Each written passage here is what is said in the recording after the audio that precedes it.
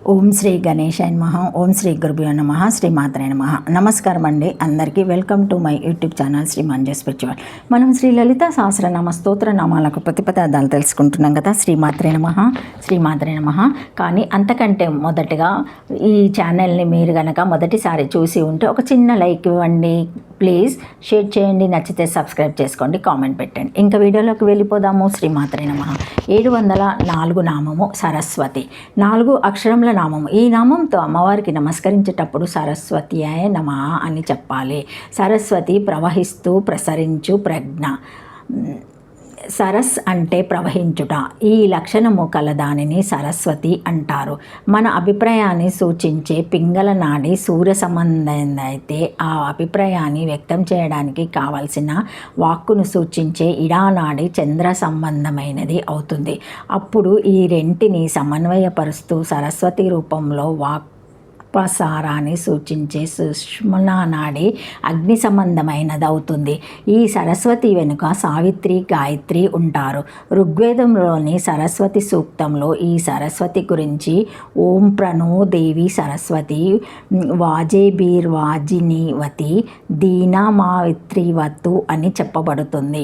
ప్రకాశవంతమైన ఓ సరస్వతి, వేగము కలిగిన నీవు నీ వేగము చేత మా బుద్ధులను రక్షించుదానవై మమ్ము రక్షించుదుగాక అని పై మంత్రానికి అర్థము.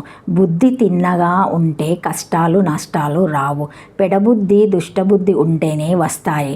కాబట్టి ఆ బుద్ధిని ముందు రక్షించమని ఈ మంత్రంలో కోరడం జరుగుతుంది. గాయత్రి మంత్రం కూడా ఇలాంటిదే. సరస్వతి అనుగ్రహ ప్రాప్తికి పై మంత్రాన్ని పఠిస్తూ సరస్వతి ఆకును ఆవు నేతిలో ముంచి హోమం చెయ్యాలి. సమస్త విద్యలకు సరస్వతి ఆదిదేవత. ఈ సరస్వతి అనుగ్రహం ఉంటేనే జ్ఞానం వికసిస్తుంది, అజ్ఞానం తొలుగుతుంది. తద్వారా మాయా, మోహం, భ్రమ మొదలగునవి తొలగుతాయి. వాక్కులు చక్కబడతాయి. ధారణ శక్తులు తిన్నగా మిన్నగా ఉంటాయి. మన వెన్నెముక్కలోని సుషుమ్నా నాడి స్వరూపమే ఈ సరస్వతి. తలకట్టుకి మొలకట్టుకి మధ్య ఉండే వెన్నుముక్కను ఒక వీణా ఆకారంతో పోల్చవచ్చు. అలా పోల్చిన వీణ కచ్చప్పి అంటారు. దీని ఆధారంగా చేసుకొని మన వాక్కులను సరస్వతి శృతి లయబద్ధం చేస్తుంది. ఈ సరస్వతి రూపంలో ఉండేది అమ్మవారే.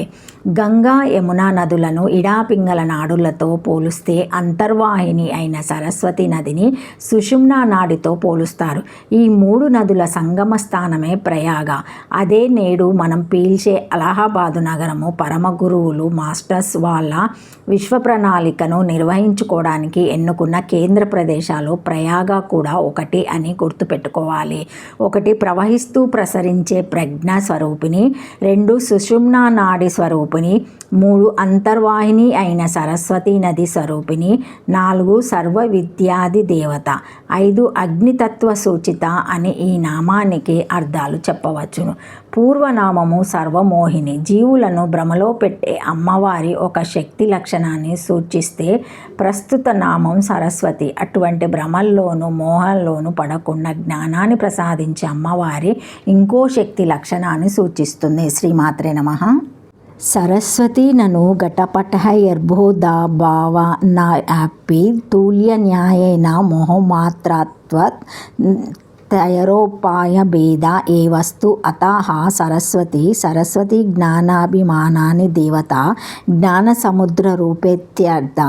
విషయాన వచ్చిన జ్ఞాన రూపేతి యావత్ ఘటాది జడా పదార్థ నిర్ణయే మోహస్య అయఘేపి అజ్ఞానేన వృతం జ్ఞానం తేవ మహంతి జంతావా ఇతి వచేనాన జ్ఞానరూపేద్వైత విషయే జ్ఞానవరణ్యాస అవశ్యకత్వాత్ తన్నిర్ణయే సర్వానార్థ నిరాశక పరమపురుషార్థ రూపే పాపినాం భావత్రిపు సదా విదూరాణం మోహ ఆవశ్యక ఇతి భవ యద్వా కన్యా క్రమ్య దివర్షంతు సరస్వతి ఇతి ద్వౌమే వచాన తాదృశికనారూప్యస్పి అదా భరద్వాజ స్మృతివాపై యా వాసెత్ ప్రాణిజిహ్వాసు సదా వాగుపావర్తనత్ సరస్వతితి నామ్నేయం సమైక్యత మహర్షిభిరితి సరానత్ సర్వదృష్టీనాం కదేత్యస్య సరస్వతి ఇతి వశిష్ఠ రామాయణే చ. శ్రీమాత్రే నమః. సరస్వతి జ్ఞానాభిమానాన్ని దేవతా స్వరూపిణి. 1 జ్ఞానాధిష్టాన దేవత, 2 సంవత్సరముల వయస్సు గల కన్యక సరస్వతి, 3 ప్రాణుల జిహులయందు దుండు వాగ్రూపురాలు, 4 సర్వులకు జ్ఞాన దృష్టులను ప్రసరింపజేయుట వలన సరస్వతి. వెనుక నామమును బట్టి భేదభావమంతయు అజ్ఞాన కల్పితము మోహజనితము అనియు యథార్థముగా అభేదమే కలదనియు తెలియచున్నది. అదే ప్రకారముగా ఘటములు 2 భిన్నములుగా భాషించుట కూడా మోహమే అజ్ఞానమే కావున ఆ రెండిటికి కూడా అభేదమే అని ఎలా చెప్పకూడదని శంకించుకొని సమాధానముగా సరస్వతీ నామమును చెప్పచున్నాడు. సరస్వతి అనగా జ్ఞానాభిమానాన్ని దేవత, జ్ఞాన సముద్ర రూపురాలు, నిర్విషేక జ్ఞానాన స్వరూపురాలు. ఈ జ్ఞానములో ఏ విషయములు ఉండవు. బ్రహ్మజ్ఞాన స్వరూపురాలని అర్థము. ఘటము పటము మొదలగు జడ పదార్థములను నిర్ణయించవలసినప్పుడు ఈ మోహానికి సంబంధం లేదు. లేకపోయినను అజ్ఞానం చే జ్ఞానమావరింపబడినది, దానిచే ప్రాణులు మోహమును పొందుచున్నారు అను వాక్యము బట్టి ఇక్కడ జ్ఞానమనగా అద్వైత భావం, అజ్ఞానమనగా ద్వైత భావం. అద్వైత జ్ఞానమును ద్వైత జ్ఞానము భేద జ్ఞానము ఆవరించినది. అందుచే ప్రాణులు మోహము చెందుచున్నారు. ఈ ద్వైతాద్వైతముల నిర్ణయము జరిగి అద్వితీయ జ్ఞానము కలిగిన తోడనే సకలనార్థములు జనన మరణాదులు నశించును, పరమపురుషార్థమగు మోక్షము కలుగును. ఇట్టి అద్వైత రూప మోక్షమందు భగవదనుగ్రహం లేని పాపాత్ములకు మోహం అజ్ఞానము తప్పక ఉండును. కనుక మోహమనగా బ్రహ్మ విషయకద్వైత జ్ఞాన నాశకమని గ్రహించవలెను. కానీ ఘటపటాదులందు అద్వైత జ్ఞాన సంబంధంగా గ్రహించకూడదు. జ్ఞానము అజ్ఞానము అని 2 పదార్థములు ఉన్నప్పుడు అజ్ఞానము జ్ఞానమును ఆవరించునదనుట తగి ఉండును.